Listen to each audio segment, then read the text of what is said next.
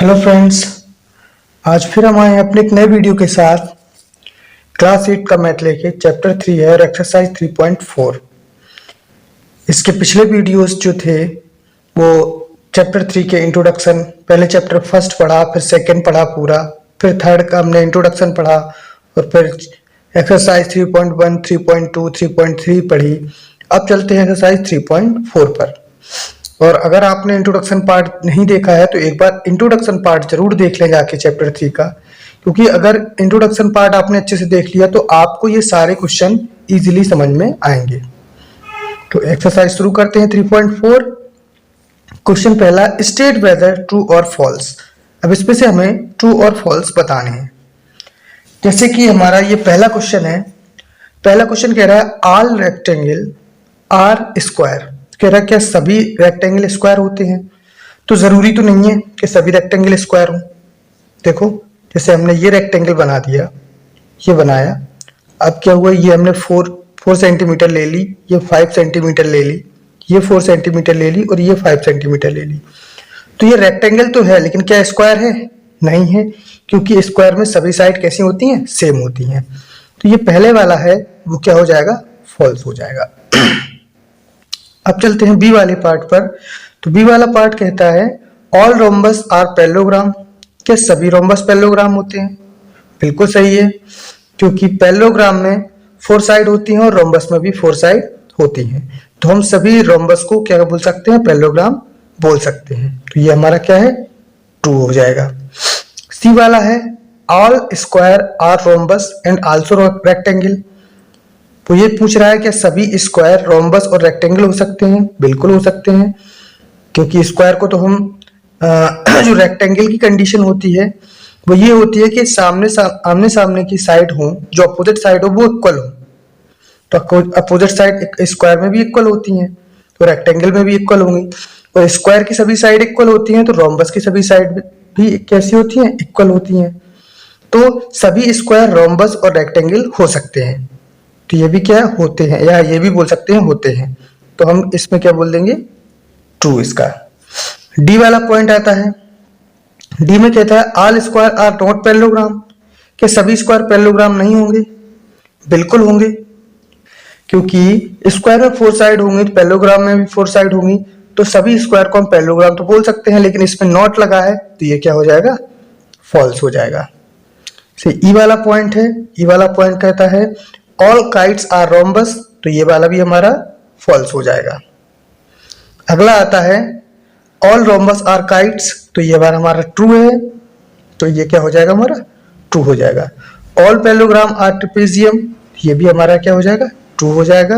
और all square are trapezium, तो ये भी हमारा क्या हो जाएगा? ट्रू हो जाएगा। अब चलते हैं क्वेश्चन नंबर सेकंड की तरफ। क्वेश्चन नंबर सेकंड में दिया है identify all the quadrilateral that have. हमें बताना है जो क्वाड्रेटल हैं उनमें ये, जैसे पहला है 4 साइड और इक्वल लेंथ। 4 साइड हो और लेंथ कैसी हो? इक्वल हो, तो वो क्या होंगे हमारे? तो 2 ही क्वाड्रेटल होते हैं जिनमें 4 साइड होती हैं और सभी की इक्वल लेंथ होती है। कौन कौन से होते हैं? एक हमारा होता है स्क्वायर, इसकी भी 4 साइड होती है, सभी की इक्वल और सभी इक्वल लेंथ की होती हैं। और एक होता है रोम्बस। एक क्या होता है? रोम्बस। तो इसका आंसर हमारा ये हो जाएगा 4 साइड और of equal length. 4 side equal length किनकी होगी? स्क्वायर की और रोम्बस की होगी। अगला क्वेश्चन, इसी में से अगला क्वेश्चन आता है 4 राइट एंगल। अब 4 राइट एंगल किसके होंगे? 4 राइट एंगल किसमें होते हैं? स्क्वायर में होते हैं और रेक्टेंगल में। हमने देखा है, जैसे ये हमारा जैसे स्क्वायर हो गया, तो हमें पता है स्क्वायर में ये और ये कैसे होते हैं? रेक्टेंगल। दो 90 डिग्री के होते हैं, यानी कि राइट एंगल होंगे। और जब हमारा रेक्टेंगल भी इसी टाइप का बनेगा, थोड़ा और यहाँ से बढ़ जाएगा, तो उसके भी जो चारों एंगल होंगे वो कैसे होंगे? 90 डिग्री के होंगे। तो हम बोल सकते 4 साइड राइट एंगल जो दिया है कि 4 राइट एंगल, तो 4 राइट एंगल किसके होंगे? रेक्टेंगल के और स्क्वायर की। तो इसका जो आंसर होगा वो हो जाएगा स्क्वायर और क्या हो जाएगा? रेक्टेंगल। क्वेश्चन नंबर सेकंड भी हमने फिनिश कर लिया है। अब चलते हैं क्वेश्चन नंबर 3 की तरफ। अब कह रहा है explain how a square is a quadrilateral a parallelogram. दो और पार्ट है इसके, आगे बताएंगे, पहले ये हम पढ़ लेते हैं। वो कह रहा है कि एक्सप्लेन करिए कि कैसे स्क्वायर क्या है, एक क्वाड्रेटल है।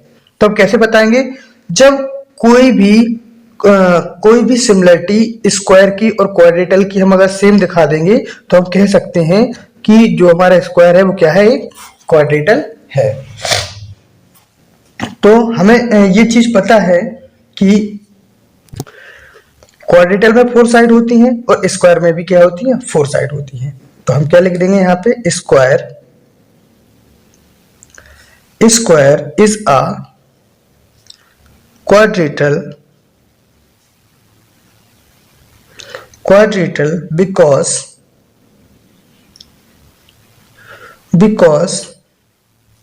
it has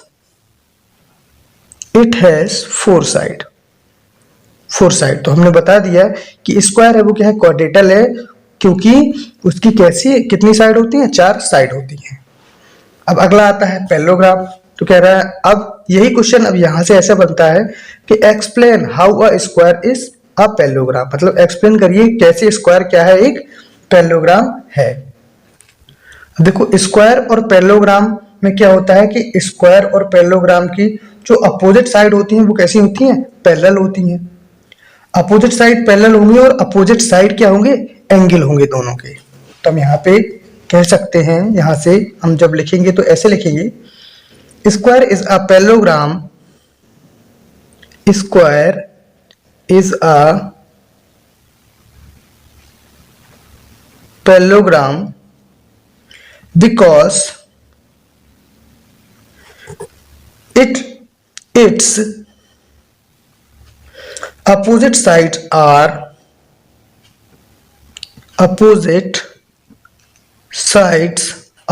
parallel and opposite angle are equal. Opposite angles are equal. तो मतलब हम स्क्वायर को पैरेललोग्राम बोल सकते हैं, क्योंकि स्क्वायर में स्क्वायर पैरेललोग्राम हम बोल सकते हैं स्क्वायर को, क्योंकि अपोजिट साइड कैसी होती है, पैरेलल होती हैं। स्क्वायर में भी पैरेलल होंगी, पैरेललोग्राम में भी होंगी, ठीक, और अपोजिट एंगल भी क्या होंगे, इक्वल होंगे इन दोनों के। ये हम दूसरा पैरेललोग्राम वाला दूसरा सॉल्व कर चुके हैं। अब इसी के हम चलते हैं तीसरे वाले पार्ट पर। तीसरा वाला पार्ट है अरोम्बस, मतलब एक स्क्वायर को हमें एक्सप्लेन करना है कि एक स्क्वायर रोम्बस कैसे होता है, कैसे होता है या कैसे हो सकता है, ठीक। तो हमें पता है कि स्क्वायर की भी 4 साइड इक्वल होती हैं और रोम्बस की भी 4 साइड इक्वल होती हैं, और डायगोनल दोनों के डायगोनल 90 डिग्री पर क्या करते हैं, बाइसेक्ट करते हैं। तो हम यहाँ पे लिख देंगे square is a rhombus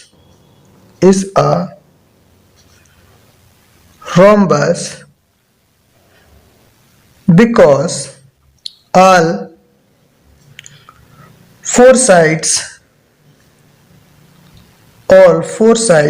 are of equal length and diagonals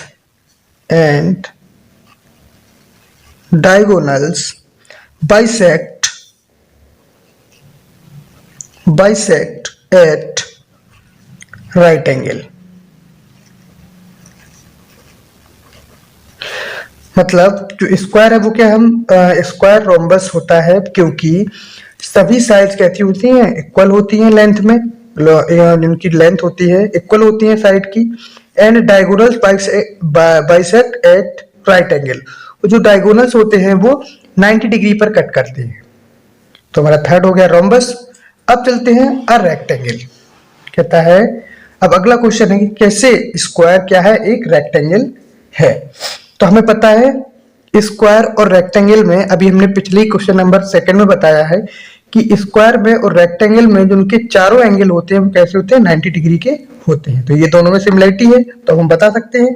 तो हम लिखेंगे यहाँ पे square is a rectangle because because each interior angle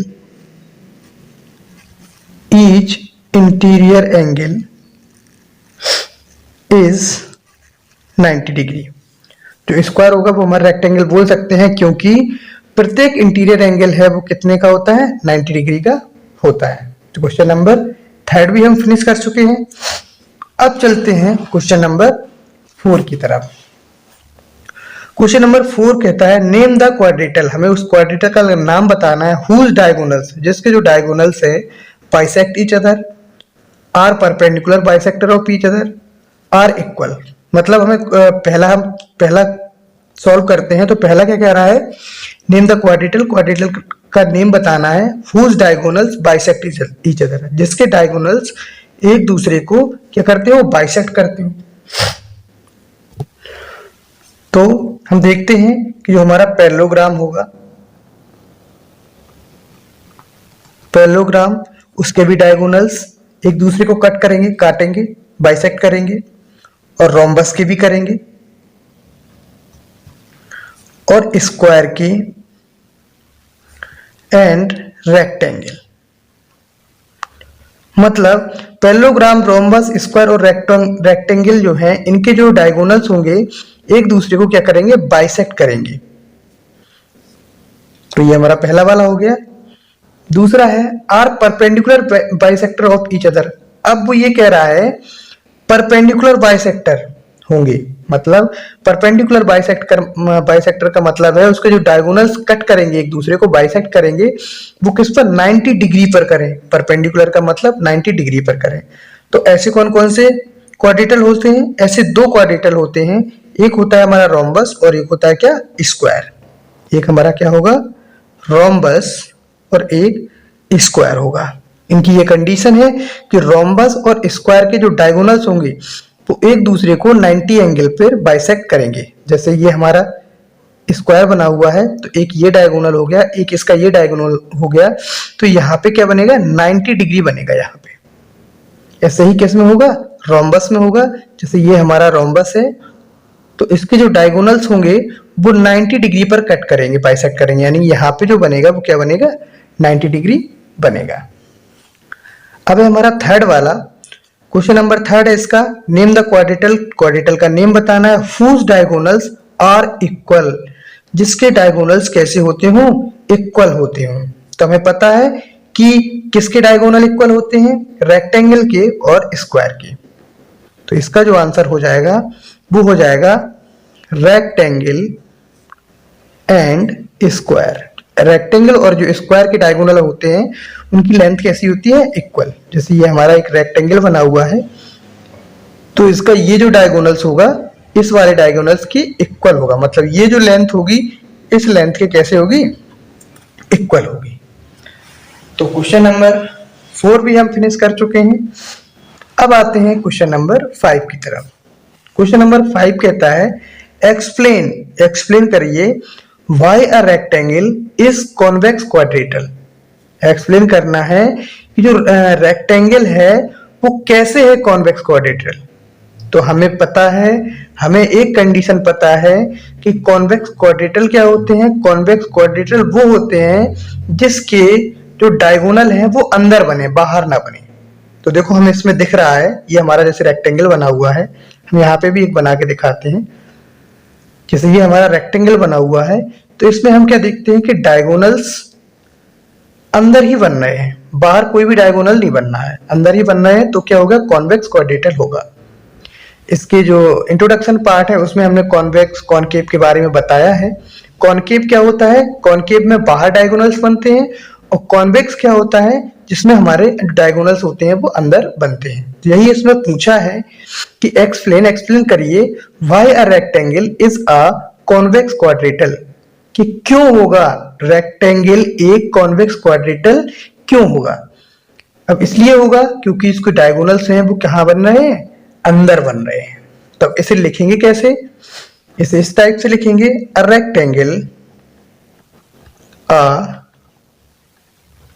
rectangle is a convex quadrilateral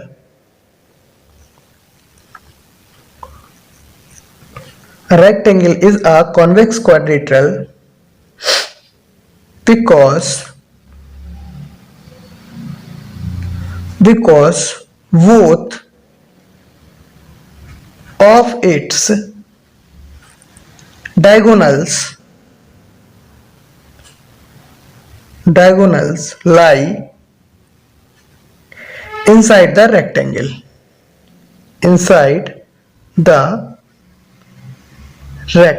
मतलब रेक्टेंगल है वो कॉन्वेक्स क्वाड्रेटल होगा क्योंकि जो दोनों डायगोनल्स हैं उसके वो कहाँ लाई इनसाइड द रेक्टेंगल, वो इनसाइड मतलब रेक्टेंगल के अंदर ही है, अंदर ही बन रहे हैं। तो ये हमने यहाँ पे प्रूव कर दिया, यहाँ पे बता दिया कि क्यों रेक्टेंगल एक कॉन्वेक्स क्वाड्रेटल है। आशा करते हैं कि ये क्वेश्चन आपको अच्छे से समझ में आया होगा। एक बार फिर से बताते हैं, कॉन्वेक्स क्वाड्रेटल और कॉनकेव क्वाड्रेटल में डिफरेंस क्या है। कॉन्वेक्स क्वाड्रेटल वो होते हैं जिसमें डायगोनल अंदर बने, और कॉनकेव क्वाड्रेटल क्या होगा जिसमें जो डायगोनल्स होते हैं वो कोई भी एक डायगोनल कहाँ बन जाए, बाहर बन जाए। जैसे हमने कुछ इस तरीके से क्वाड्रेटल बनाया,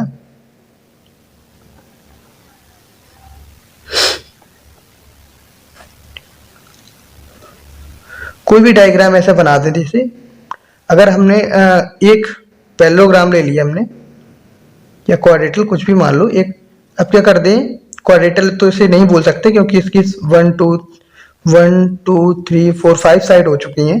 जैसे हमने मान लिया ये हमने एक डायग्राम बनाया और इसका कहाँ यहाँ बन गया, एक देखो डायगोनल्स कहाँ बनना है, बाहर बनना है, तो ये क्या हो जाएगा, कॉनकेव हो जाएगा। और कॉन्वेक्स जिसमें केवल अंदर बने, बाहर बनने की कोई भी गुंजाइश ना हो, इसमें देखो बाहर कहीं नहीं बनना है।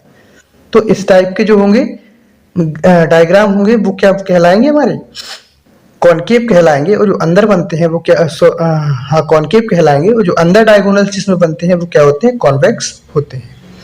तो क्वेश्चन नंबर 5 भी हम फिनिश कर चुके हैं।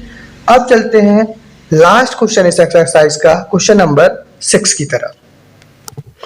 क्वेश्चन नंबर 6 हमारा ये दिया है। क्वेश्चन नंबर 6 पहले पढ़ते हैं, बोल क्या रहा है, ABC is a right angle triangle. ABC क्या है, एक राइट एंगल ट्रायंगल है। O is the mid point of the side opposite to the right angle. और जो O है वो मिड पॉइंट है किसका, जो राइट एंगल के अपोजिट साइड में है। एक्सप्लेन करिए कि why O is equidistance from A B and C. जो O है इक्विडिस्टेंस होगा किससे, ए बी एंड सी से। तो देखो मतलब ए बी सी इनकी जो डिस्टेंस होगी वो कैसी होगी, इक्वल होगी।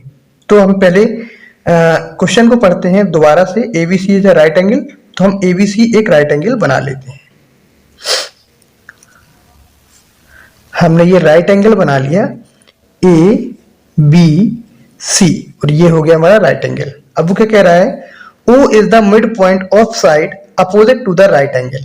अब O क्या हो जाएगा, मिड पॉइंट हो जाएगा। यहाँ पे हमने मान लिया यहाँ पे क्या है, O है। अब राइट एंगल के अपोजिट है ये साइड AC, राइट एंगल का अपोजिट है, और उसमें क्या कहा है कि O is the mid point of side opposite to the right angle. तो ये राइट एंगल के अपोजिट हो गई। अब हमें ये एक्सप्लेन करना है कि why O is equidistance from ABC। मतलब अगर हम ये लाइन खींच दें तो हमें ये बताना है इसकी डिस्टेंस कैसी है, इक्वल है। मतलब OB OA OC अगर हम इक्वल दिखा दें तो हम ये कह सकते हैं कि O इक्वल डिस्टेंस है किसके, AB C के। तो हम यहां से क्या करते हैं, हम यहां से ये डॉटेड लाइन खींच देते हैं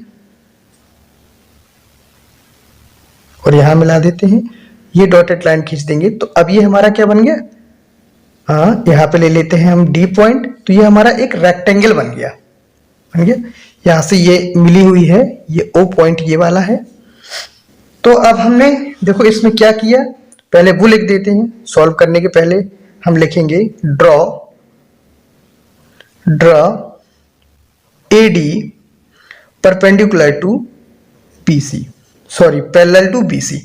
हमने क्या किया, AD BC के पैरेलल बनाया, फिर CD पैरेलल टू BA, जो CD है वो BA के पैरेलल बनाए। तो ये और ये लाइन हमने कैसी दिखा दी, पैरेलल दिखा दी। तो अब हम बोल सकते हैं ABCD is a parallelogram. Parallelogram, दोनों साइड पैरेलल हैं और 4 साइड है, तो हम क्या बोल सकते हैं, ABCD क्या है, पैरेललोग्राम है। और एंगल बी हमें पता है, एंगल बी इज 90 डिग्री, क्योंकि पहले ही कह दिया है कि ABC is a right angle triangle. ABC क्या है, एक राइट एंगल ट्रायंगल है। तो बी हमने क्या माना था, राइट एंगल माना था यहाँ पे, तो बी क्या है, 90 डिग्री है। तो हम लिख सकते, देखो अगर ये 90 डिग्री है तो हम अब इसे ये बोल सकते हैं कि ये एक रेक्टेंगल है। रेक्टेंगल की कंडीशन क्या होती है कि सभी कैसे होने चाहिए, 90 डिग्री के होने चाहिए। अब देखो पैरेललोग्राम, सबसे पहले आते हैं पैरेललोग्राम की कंडीशन पर।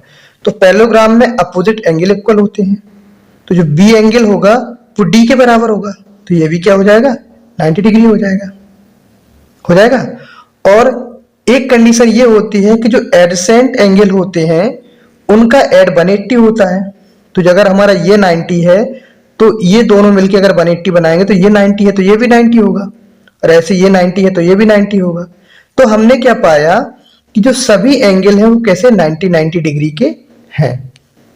तो हम यहाँ पे क्या लिख सकते हैं, हम लिख सकते हैं कि ABCD इज अ रेक्टेंगल। तो हमने यहाँ पे ये दिखा दिया कि ABCD क्या है, एक रेक्टेंगल है। और BD and AC are diagonal. देखो BD और AC क्या है, डायगोनल है। तो यहाँ पे लिख देंगे BD and AC is diagonal. BD और AC क्या हो गए, हमारे डायगोनल हो गए।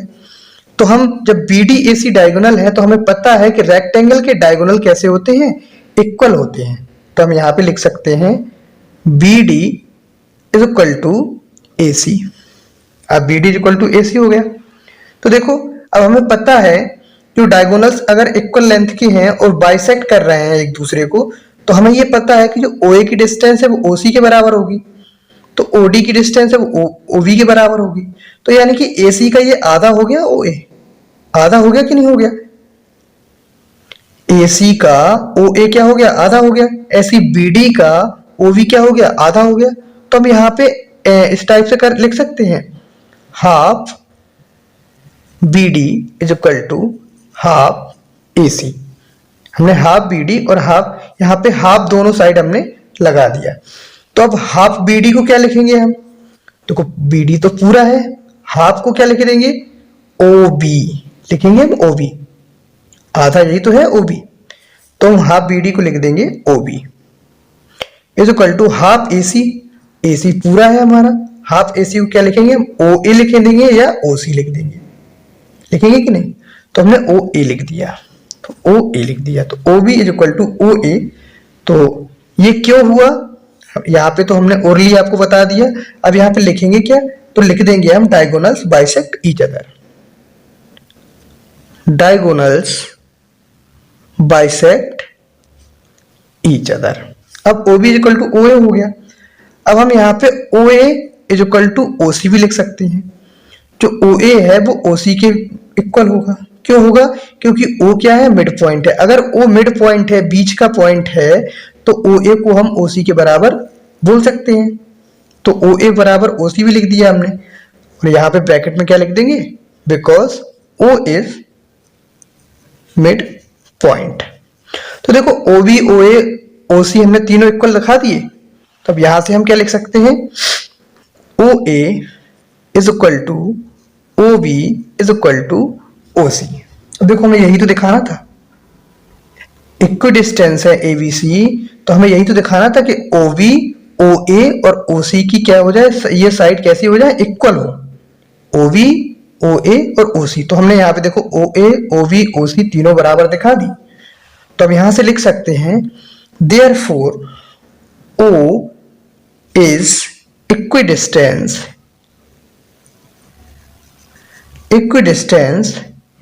A B and C।